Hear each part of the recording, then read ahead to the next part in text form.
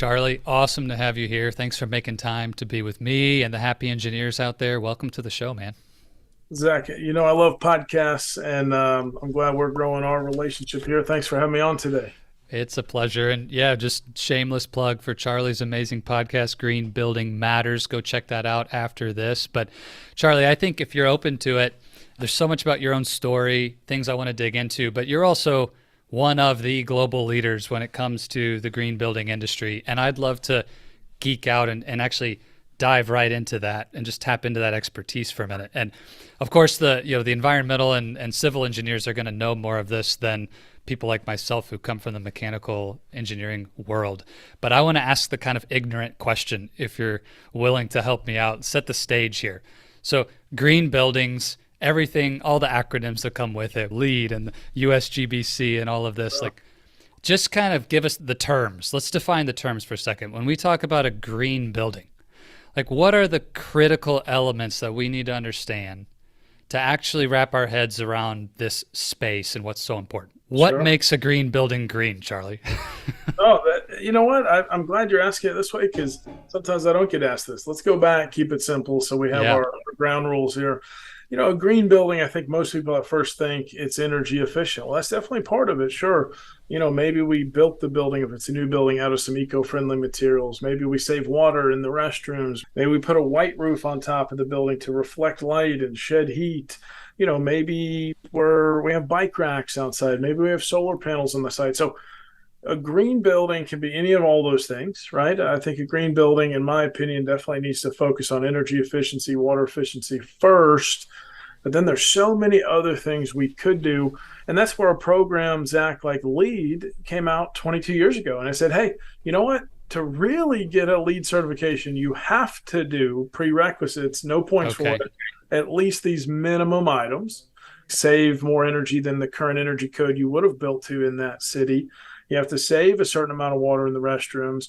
You have to do some things. So Okay. green buildings, though, I think it's about how can this building be less of an impact on the environment? That is, in the highest level, simplest of terms, a program like LEED, which stands for Leadership in Energy and Environmental Design. That does come from the U.S. Green Building Council, a 501c3 nonprofit. It's a very entrepreneurial nonprofit based in Washington, D.C., and they've just kind of helped create and speed up this overall green building movement. I love that.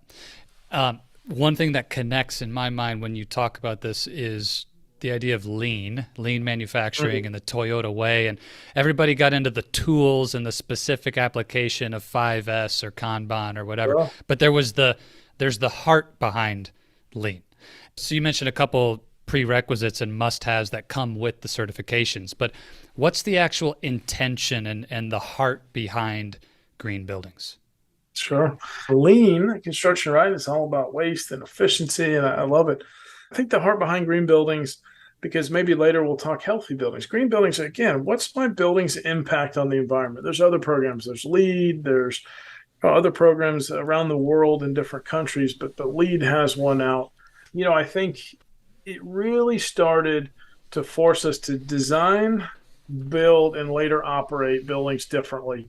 And so the U.S. Green Building Council actually started in 1993, and the first LEED buildings weren't certified until the year 2000. I didn't get into LEED till about 2005.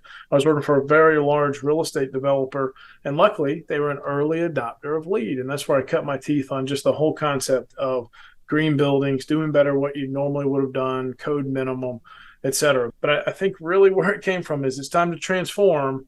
This has to happen, and kudos to those that really started this movement. We're going to have to design, build, and later operate buildings differently so that they're less impact on the environment.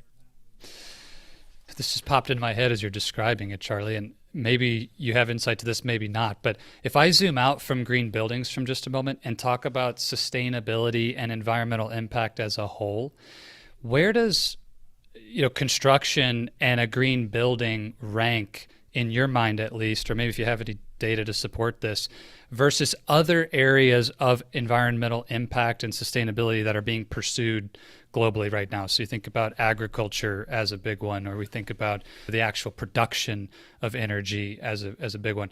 Like where does green buildings fit? And is there any, hey, it's huge, that's why it's getting so much more attention now? Or I don't know, what's your thought on that? Buildings, the scientists say, account for 39% of our global greenhouse gas emissions. So that's a lot, to build them and then to run them. So buildings and homes and, kind of the built environment. And so that's why it's just needed this focus, right? It's so important. Now, there are other things you alluded to, right? There's renewables, there's going all electric with our buildings. There's definitely even some legislation getting passed just where even corporates, Fortune 100, Fortune 500, have to start to be transparent and be like, hey, here's our impact in our operations and supply chain. But I'd say 39% of global greenhouse gas emissions, the studies have showed for many years, are related to buildings. In the United States, construction is $10 trillion, I believe. That's a tremendous amount of our GDP. And so just know that we might need to fact check that, but I'm pretty sure that is close to the number. There's a lot happening in and around here. So if you were to go to the biggest impacts, gosh, if we made that better and less impact on the environment, we followed some rules here and everyone got it and they were educated on it, okay, I think we can make some pretty big change. That's a huge number. So full disclosure, I have not fact checked the 10 trillion either, but like 39%. That's bigger than I expected, Charlie. It's actually really exciting to me. And I know so many engineering leaders that I talk to now, regardless of industry, whether they come from a construction, architecture, civil background or not, are passionate and invested in sustainability in a new way, in a bigger way than they've ever been before. And so I hope people are excited just to hear that. Like, there's a real chance to move the needle in the work that you are spearheading here with green buildings. So that said, Zach, sorry, I think U.S. GDP is about 20 trillion, and we'll have to look exactly, but it might only be about 1 trillion a year in construction. I apologize, I don't have that number, but my point is, that's all right. It is a big part of this. Yeah, it doesn't matter. If it starts with a T, it's a huge factor. And I think, of course, the fun part about having an engineering leader as a listener today is they can go do their homework and check us, and that's all right. So post in our channels what the numbers are, folks. But Charlie, tell me, for you then, there's a clear impetus for why this is a space that the work matters. So what are the headwinds? What are the challenges right now that you're seeing in getting people to embrace and adopt green building best practices and lead? I've been doing this about 15, 16 years, and I really did start with those kind of premier projects. So I was kind of fortunate to have early adopters of LEED. What should we do? So I think in the simplest terms, it's not someone that asks, what do we have to do? What's the local mandate? I'm going to get fined. I'm going to get penalized. It's, what should we do? And so I think those are the better clients for me and my consulting firm and our education company. Yeah, I mean, headwinds, my dad asked me this sometimes, Zach, is, hey, depending on who's in office, does that affect your green building companies, Charlie? And I said, well, so many of the mandates are now state and city and even just corporate sustainability mandates. So there's so much that's baked in. While maybe the federal legislation may change every 48 years in office, like, there's so much that's already like, we're going to do it for these reasons, and now you have to do it. I live here in Atlanta, Georgia, and some of the small towns around Atlanta, if you're building a building over 25,000 feet, you have to do LEED or equal, right? That's nice to see even in a small town here in Georgia. So I think the headwinds for a while had been just not having the federal government always lined up with some of these carbon goals. I think coming out of the pandemic, a little bit, there was a shift in focus to healthy buildings, not just green buildings. What's the difference? That was a lot of people were asking. The short answer on that is green buildings are less impact on the environment. Healthy buildings, hey, what's my impact on the people inside of the building or the home or the school or the church day to day? Is this a healthy place to be? It's more about that personal kind of health and productivity than impact on the environment. That's the main difference here. We could talk about that's interesting.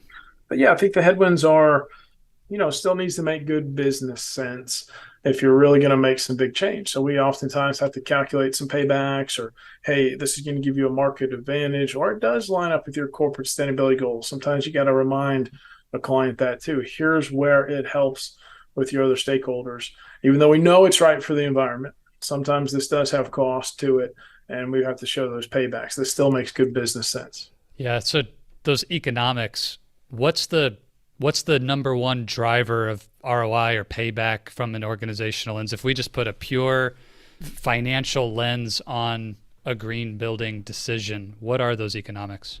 So we get a work ending of existing buildings. Like, I love going to New York City and greening up a 30-year-old, 40-year-old building. And so those ones, if it's deep retrofits, those could be a little bit longer paybacks. But even there, major energy saving projects, usually 2 to 4 year paybacks. On a new construction Wow. lead project, oftentimes it's only 1% premium for your lead and commissioning and energy modeling, just the things to really go for it. If you've baked in some green attributes, and then that payback can be 1 to 3 years, depending on the project size. So I'd say, so oftentimes these paybacks have gotten down to the 2 or 3 year mark.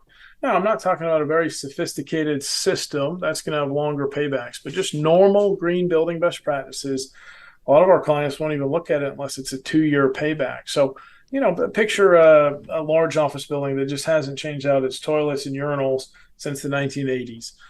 If we go in and do a retrofit, next thing you know, you're going from 3.5 gallon this to 1.28 gallon toilet there. That's a very quick payback, sometimes Wow. less than 6 months, just in your water and your sewer savings. So I think the overall paybacks for the mainstream good green initiatives, man, they're pretty solid. Now, renewables can be a little longer. I'm in Georgia. If I put extra solar panels on my house, it could be a 7 year payback, maybe on my house. But I think that would be the exception with some of the renewable projects. Just normal, good green projects, pretty quick paybacks line by line. That's really good. I mean, I'm thinking back to my engineering days at Whirlpool and big capital projects that we would do in product development. A 3 year payback was like a threshold. If you crossed, then it was a no-go. But a 2 year payback was like green light, man. That's a project we would take all day. So I love that, just to know it's actually that much sense on the economic side, plus the actual benefit to the corporate values and the impact that it has on the people who are in it. And let's circle back to this healthy buildings comment really quick. I know we don't have time to go into all the details of that, but it's really interesting given the time we're just coming out of, recording this in late August of 2022. I certainly can't say that the pandemic is over, but at least the most challenging months or years for most people are in the past. And Yeah. I'm just curious, are there practices there that are now becoming standard and even part of the lead or similar types of requirements, or what's that look like? I feel the pandemic's in the rear view. Obviously, COVID's still hopping around, but it has made anyone that has a facility of any kind, even our own personal homes, which for some of us, right, maybe hybrid work from home, some it's, hey, what's my air quality like here? What's my filter? So it's brought a lot of awareness as, oh, healthy buildings, healthy homes. So there were two programs before the pandemic that dealt with healthy buildings. One's called WELL. It's actually not an acronym like LEED, just means wellness, real estate, a healthy Okay. building. Well, and Fitwell, Fitwell, only one L on that one. Fitwell.org. That's a CDC-backed research program. So before the Pandemic Act, there was two programs.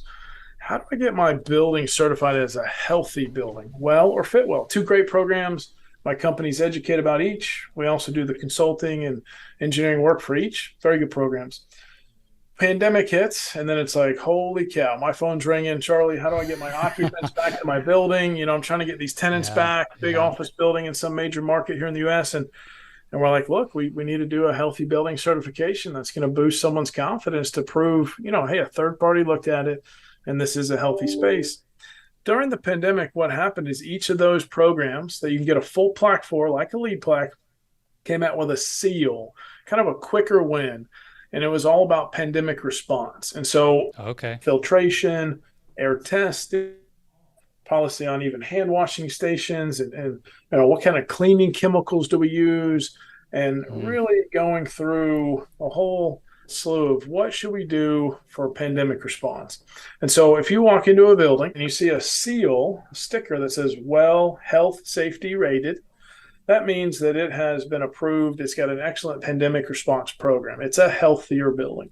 But if you see a plaque that says well certified, that means they went through the full gamut and they really have designed and built that as a healthy building, healthy systems, healthy space. Two great opportunities here. But there's the seal, which is more pandemic response. There's the full plaque, well or fit well, and that's more like LEED, which is a very comprehensive program, third party reviewed. But that's what we experienced kind of coming out of the pandemic. But what's changed? What's stuck, I should say? Internet of Things for kind of what we call wellness thermostats. Well stats, just real time IAQ. And I'm sure a lot of your engineers are probably specifying this out. Not just CO2, not just temperature, but particulate matter, PM 2.5, PM 10, carbon monoxide, formaldehyde, Yes. total chemicals, total VOC. So real time IAQ instead of maybe having someone come in periodically to manually test. Definitely increasing our air changes during those seasons when we can bring in more fresh air, of course, but still balance that, right, Zach, with energy savings. So does it fight a little bit? Sure. Always has, right? Energy savings and air quality. But I'd say IoT devices for real-time IEQ, better filtration, and then just really looked at our janitorial programs. Do we do green cleaning? If we haven't, man, it's time to finally take a look here. I think during the pandemic, a lot of buildings just bleached everything, and that's bad, right? So it's like, okay, let's get back to regularly scheduled programming here and continue. It takes me back to, what was the movie? My Big Fat Greek Wedding with the Windex, right? Oh, Just yeah, hit everything with Windex. Oh, Charlie, there's so much in here in the technical stuff I'd love to explore, but One before more thing, if I may. go ahead, please. All right, I fact checked it. It was bothering me. The global construction GDP, not U.S., global construction is $10 trillion every year. Okay. So I fixed. There you go. Perfect. All right. So global construction, 10 trillion A year. of global GDP annually. Wow. Right. Okay. Still a huge number. T's, man. I can't even wrap my head around trillion, Charlie. That's such a big number. So before I ask you about the future of this space and some of the things with what your companies are doing, will you take us back to what actually ignited your personal passion for this? So you mentioned basically you've been in the world of green buildings since its inception, and you were doing real estate at the time, it sounds like. Tell us, where did the fire ignite that this was a space you wanted to get actively involved in and ultimately become one of the world's leaders in this space? Where did it begin? Yeah, my background real quick. Georgia Tech. I grew up in a small town in the North Georgia mountains, even though my mom's from Oregon. My dad's from New York. Kind of was around construction with my dad's side of the family, but just got into construction, real estate, and then green buildings. It goes back to Opus Corporation, who was that early adopter of LEED, family-owned, $2.2 billion a year in new development company that just, they got it. Everything they were building in the 2000s, which was early LEED, I was really learning all about these programs. And I'm like, gosh, this is fantastic. 2008 happened to all of us. And even though it was a great company, I thought I'd be there a while. I had the entrepreneurial itch, and sometimes you need a kick in the behind. And I got laid off with 2,000 other people, and then went ahead and started my first company and started my entrepreneurial career in all things green building. So I knew construction, Zach, wasn't going to be the same. And so for me, 2008, my wife and I bought our first house together in January. We had our first son, Blake, in June. In November, got laid off. Went back to work the next day with the construction company I had also worked with. And then next thing you know, we started our green building consulting and training firm just a few months after that. So I always knew I wanted to be an entrepreneur. Later, I figured out I wanted to be kind of a green building entrepreneur. And as they say, the rest is history. So really built up our consulting and engineering firm, new buildings, existing buildings, quite a bit of online education. You've seen that. Just really enjoying everything we're doing in this green building movement. Yeah. There's 200,000 LEED professionals in the world that have passed that LEED Green Associate or LEED AP specialty or old school legacy exam. But there's only about 360 that are called LEED Fellows. And I'm one of the youngest LEED fellows in the world. So there you go. There's the little brag. Yes. Well deserved. Just love this movement. And so, I mean, first of all, anybody who hasn't checked out Charlie's full stats, like go look him up. There's a lot more he could have said here. But sustainability and environmental concern in general, loving and caring, it's kind of hip. It's cool to be green, right? It has been for a while, but everybody picks up that from somewhere. And I'm curious for you, especially in a real estate being a world that's pretty cutthroat, and it's, a lot of people in real estate could care less about green buildings. So who or what actually planted that value in you of really caring about doing this the right way for a sustainable future? I'd have to give credit to my mom from Oregon. I mean, I just remember the early days of visiting her family on the West Coast, and just even how they just did recycling so much earlier than any other state, stuff like that. And then I grew up in the North Georgia mountains, which there wasn't a lot to do as a teenager growing up there. You pretty much do outdoor activities, in this small mountain town. And before I came out to the big city of Atlanta to go to school at Georgia Tech. So I think just being close to nature, just an appreciation from my parents about being resourceful, that definitely must have stuck with me. Then I get into my college years, my early career in construction. At that time, didn't know any better, building some concrete superstructures with a great company. And then Opus. I think when Opus was the early adopter, and I saw this $2.2 billion a year company saying, and they're privately held at the time, right? They're saying, look, this is the way to do it. This is the future. And so I think I connected those two, definitely knew. And then, as a dad, I've got 3 boys. I think once you have kids too, it's not for everybody. When you do, I think it's like, man, what am I leaving for them in their future? Not just hopefully a little inheritance, but like, can I make this place a little bit better for them? So I think it was a combination of those 3 things, Zach. I think that's really powerful. We'll say a special thank you to your mom for planting the seed of resourcefulness and sustainability in you. And if she could see, and if any of us could see the full impact of the work that you've done rippling through the world and through that $10 trillion industry annually, that's awesome, Charlie. So thank you. Let's talk about the work your company's doing. You mentioned it earlier, that consulting and training, certifying folks in all these different aspects of LEED and the various programs. And if I saw correctly on your website, it's over 150,000 clients have worked with you and your organizations to gain those, various credentials. And we chatted before we hit record today about just how important that work is in not just changing the industry and the future of our world, but for the individual careers of these engineers and leaders who are stepping into those training programs. So maybe first tell us about Green Building Education Services and what you do, but then the kind of perspective you have around the importance of these credentials and the education involved. Yeah, so GBES.com, Green Building Education Services, was actually started in late 2007 when this whole LEED movement, credentials, LEED AP, LEED Accredited Professional, is just kind of really getting ramped up.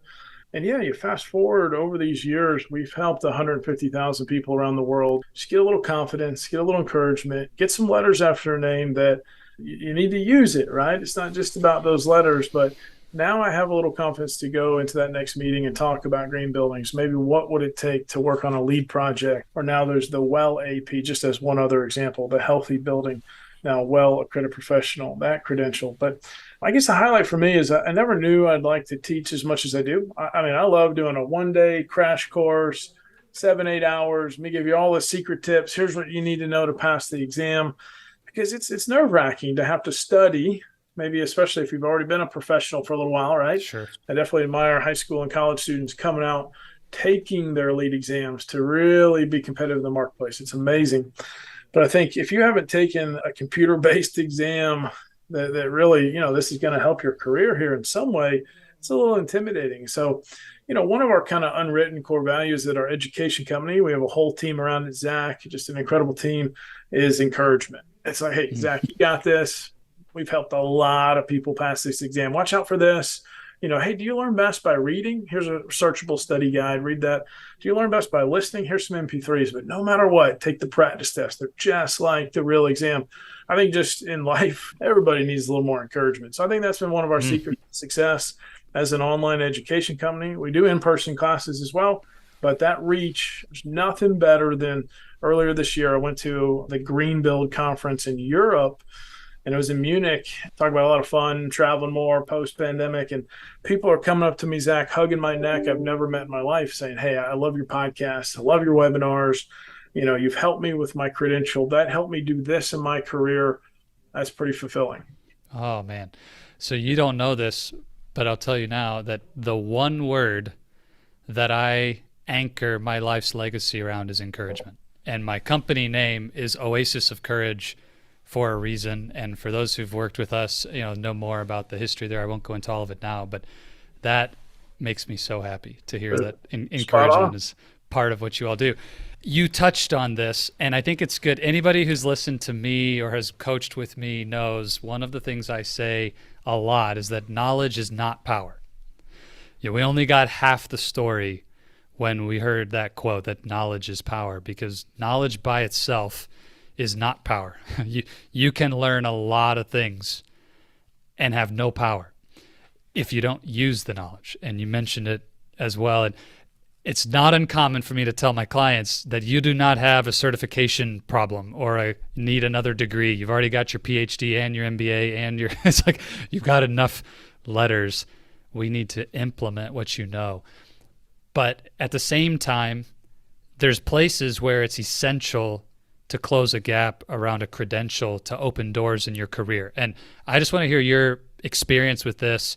Maybe you can give that engineering leader listening some advice about when is the right time to say, I need a credential versus, now you're just kind of addicted to knowledge.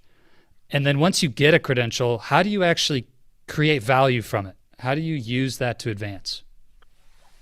Love it.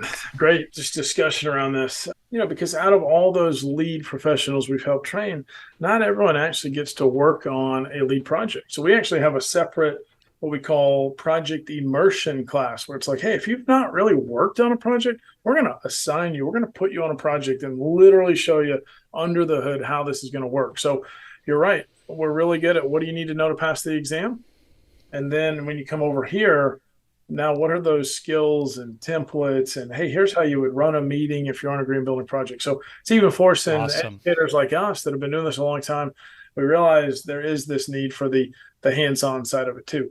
Now, if you're just studying for the credential, I might not want you to take the hands-on yet. So just know, I think there is an opportunity here for project immersion, kind of a master class on it. So I'm agreeing with you. But yeah, credentials. I took my first lead AP way back. It was called the lead new construction version 2.2 exam way back in nice. 2008. And then in 2009, in my world, they came out with the lead green associate, the lead GA, which is 100 questions, multiple choice, high level. Where does this fit into green? And then you have your specialties. Some of your listeners might be more existing buildings. Lead AP O plus M, operations and maintenance. Some are new construction. Some are interiors or specialties. So now there's lots of credentials, and I definitely encourage everybody to pass at least a lead green associate. Get that foundational green building credential. I think there's other certificates out there. I actually would say some certificates should get a little more credit than maybe even just all the credentials. Now, this might be counterintuitive. I built up an education company about credentials, right? But we're about to roll out, for example, certificates. One's called ESG Data Analyst. We think there's this huge need for more ESG job titles. Who better than us to put out a 10-week course, but it's going to be hands-on. It's just going to be a little bit of the 101, but it's going to be a lot more of the 301. How do I really do the work? If 401 is how do I master it? So I'm trying to say, I'm validating everything you're saying, which is there is a need to pass some closed book exams and get credentials, but we strategically are going to also offer more of the hands-on. How the heck do I go do it, and how do I get better at it? I think also it has a lot to do with trade organizations. I'm a big fan of way back AGC, Associated General Contractors, BOMA, Building Owners and Managers Association. A lot of your members probably are members of ASHRAE, right? Just lean into your trade organizations for the young professional networks. If that's you, definitely volunteer even on the education committee to help pick what education is going to come through your local chapter and that membership. So you have a say in what they're going to throw resources at and the experts they're going to even bring in to get you exposed to. And so volunteer on some committees, obviously great for networking. So I am a big fan of education. Yes, degrees, credentials, and certificates, but I think I would try to answer it simply saying, you don't have to have all the credentials in the world. Get the credentials that really, if someone's looking at your business card or something, it's like, oh wow, I recognize that credential, right? I think for lead, I've been fortunate. Like a lot of people understand there's a lead AP. Yes. And then, if you do a certificate, tell people about it. I don't know all the certificates, but I would get the word out as here's why I did that. Here's what I got out of it. And I'd suggest you do it too. And I think Yes. that's something that we need to see more of because there's probably fantastic education out there that finally does shift to the hands-on side of things. Well, there's two things I want to just put a little exclamation point behind. And also for the engineering leader listening to this who's not in civil or construction or architecture, maybe they're a software developer and they're feeling like this conversation has nothing to do with them. This absolutely relates. And these 2 points you highlighted, one being practice, like actually practicing the skill and the knowledge. I just had this conversation with an engineering director earlier this week, Charlie, with how sports, you practice 80% of the time and you play 20% of the time. But then in engineering, you go to school and practice 100% of the time for years, and then you get your first job and all you do is play.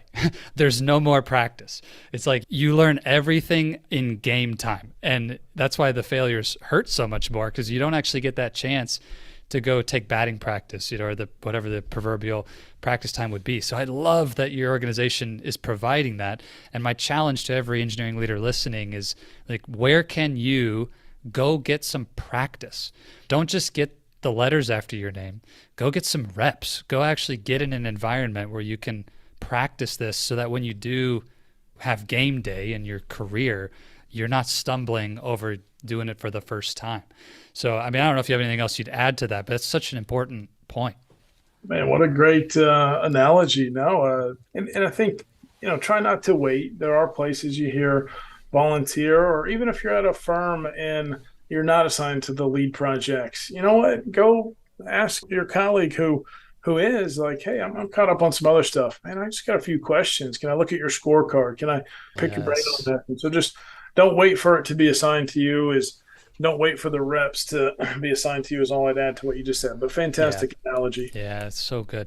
So good. And then the second piece is, wherever you're at in engineering, if you're again in a totally different discipline, go find out what are those equivalent trade organizations and committees and member groups that you can be a part of, because maybe these specific ones Charlie mentioned don't apply to you if you're in software, for example, but there is a whole world that you can plug into, get networked with, etc. So again, don't think this only applies to one kind of engineering. This is for all of us. So go take action on that. Charlie, tell us about the future. There's so much in terms of where things are headed, and I'm just curious if there were one or two things that excite you the most about the future of green buildings and either the technology involved or the trends around the requirements, or just what do you see coming that actually lights you up? We talked a lot about healthy buildings. I'll just double down though to make sure, hey, you know a little bit about healthy buildings, even post-pandemic. What's going to stick? How is it going to affect your design? If someone's asking you, hey, is this a healthier design than you used to do? So check out those programs well and fit well. But healthy buildings, those devices, IoT, the wellness thermostats, that's definitely here to stay. I'd say, with mandates, it's about transparency, but it's also about electrifying our buildings to get ready for all those renewables from the grid. But I'm excited about two additional things. The shift from operating carbon, Zach, to embodied carbon. So operating carbon is how energy efficient is the building. Still a lot of work to do there. That's a lot of what we do, say, with LEED and doing an energy model for a building or a tenant space that's not been built yet. So we still need to be more energy efficient. Luckily, there's a lot of mandates to do that and reduce our carbon for the operating side of things. But the shift is happening where it's not just operating carbon, but it's really a focus on embodied carbon. Embodied carbon is not just the materials. Well, that's a big part of it. Timber frame structures are better. Low carbon concrete is needed. But how about the entire supply chain? And even one of the technology tools we've built is how do you green up your construction site in your construction phase? And how much of an impact is the even during construction embodied carbon impact? So I think there's a shift from operating carbon to embodied carbon. We have to keep an eye on. I'll challenge your listeners with that. And then one more, digital twins. I think it's very important to be able to take Revit files from the designers, not just the architects, but the MEP teams and structural, and create a digital twin. So I can right click on this light, and there's 247 of that light in this building. The quantities are there. We don't have to count. Like, there's a lot of metadata coming out of a good designed Revit file. I don't know if you know this, Yes. 90% of construction projects over $5 million in value, they actually are drawn in Revit. So we can get that metadata and we can use it during other phases of design and construction. So we're starting to do more there with those digital twins. But then what about an as-built? What if we come in and 3D scan the building or the systems and we preserve some tribal knowledge? Here's how to run that building the right way. You can design the Tesla of a building, but if you don't run it like a Tesla, it's going to be pretty terrible. So there's Yeah. that handoff, that gap too, that knowledge transfer. And so one thing we're taking a stab at, Zach, is using digital twins plus our education company to hand off, here's how to run this building energy efficiently. That's exciting. I first got exposed to Revit when I was working with the KitchenAid brand at Whirlpool Corporation. And we had one of the architects ask us for a Revit file for a KitchenAid stand mixer so he could put it on the commercial kitchen counter of the buildings that they were doing for a huge education facility that was going to have a bunch of mixers. And we kind of stood there with a blank face and stared at like, what are you talking about? What is a Revit file? I remember I had no clue at that time what it was. Like, can you take Pro Engineer CAD? Is that? And he's like, no, that's not what we're talking about. But super And cool. that's a digital twin. You can make a digital twin of that stand mixer. You can make a digital twin of a building. And how do we use it? What information's in there? I love it. Yeah, super cool, man. Well, Charlie, again, so many places we could go, but this has been tremendous. And before we wrap today, can you just tell the engineering leaders out there where can they get plugged in with you, all the incredible work that you're doing with green buildings? Where's the best place to find more information? Man, thanks. I've enjoyed our conversation a lot. You asked me some questions I hadn't heard in a long time, but LinkedIn I think would be best. I'm active on there. So if anybody has a question, a follow up, if you need to pass a lead exam or you're going in to take your test in a couple of days and you need a couple secret tips, I'll shoot you some confidence there and some tips. But just LinkedIn, Charlie Cichetti, Cichetti. Awesome. And I cannot recommend highly enough, if you do need support in this space, to reach out to Charlie and his team at GBES, and we'll put all the links in the show notes. Take action on that. Don't delay. You're going to be in good hands, as you heard. Very encouraging team at GBES. So, Charlie, I'm really excited to hear your thoughts on this last question.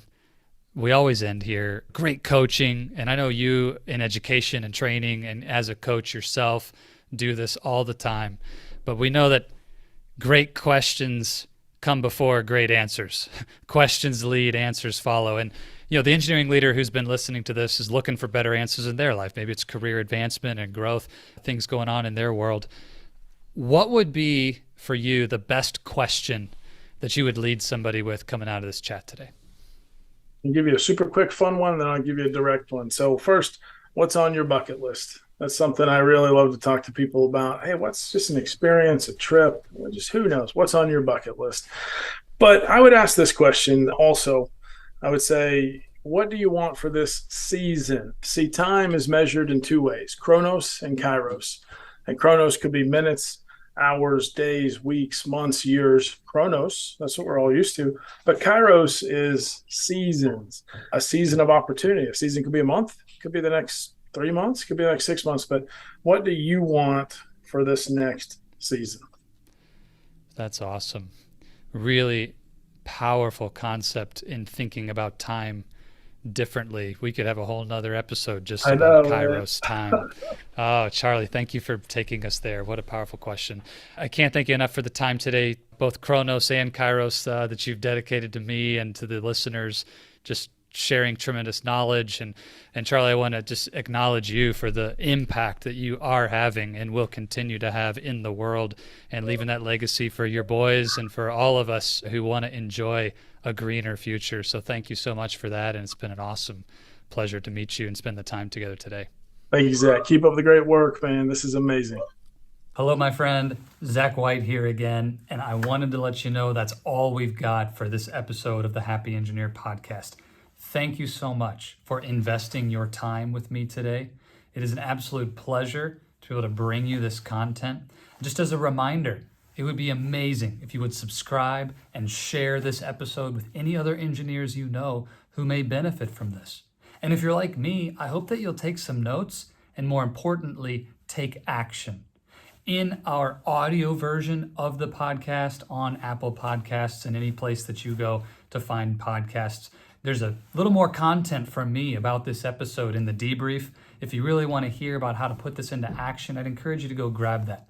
But thank you for joining us for the video version of our interview today. And again, can't thank you enough for helping us to get the word out about the Happy Engineer podcast and what we're doing.